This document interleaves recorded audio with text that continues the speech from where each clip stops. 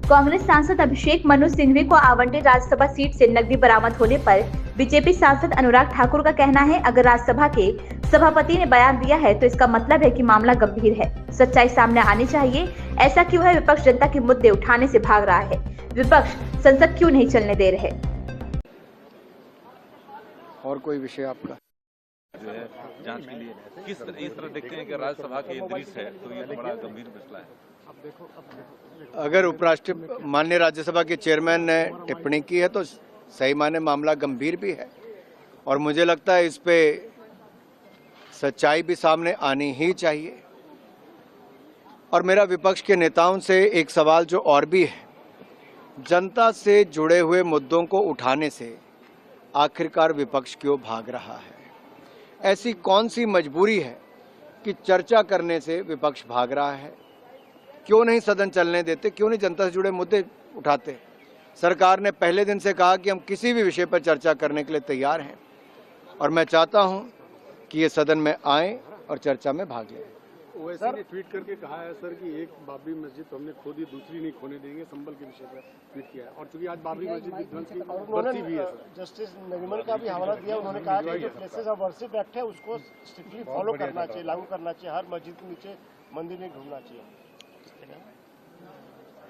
मैं इस पे इतना ही कहूंगा, हिंदुस्तान का इतिहास मात्र 600-800 साल पुराना नहीं, हजारों वर्ष पुराना है और जो हिंदुस्तान का हक है वो हिंदुस्तान को मिलना ही चाहिए और कानूनी रूप से जो सही है।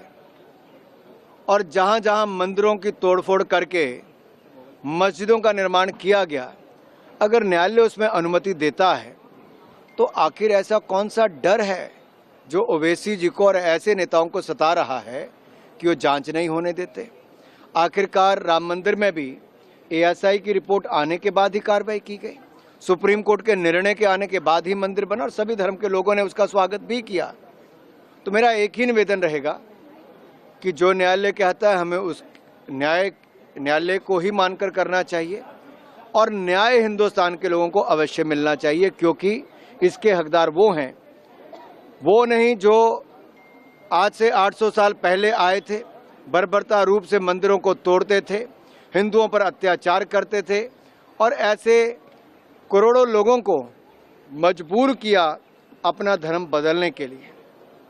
सर आज के दिन इस तरह का ट्वीट करना कितना सही है कि विवादित ढांचा? कुछ लोग हैं जिनकी राजनीति इन्हीं मुद्दों पर चलती है और वो हर बार यही प्रयास करेंगे कि इस तरह की राजनीति करें, लेकिन देश की जनता ने ऐसे लोगों को सदा नकारा है और तीसरी बार लगातार भारतीय जनता पार्टी को विकास और सुशासन के लिए चुना है। प्रियंका गांधी ने ये कहा कि उन्हें अपने भाई राहुल गांधी पर गर्व है, ट्रेटर वाले शब्द पे देशद्रोही नहीं है और ये लोग यानी कि बीजेपी वाले तो इंदिरा जी को, नेहरू जी को देशद्रोही कहते हैं, अडानी पर चर्चा से भागते हैं। देखिए, जो रिपोर्ट भी आई उसमें जिस तरह से कांग्रेस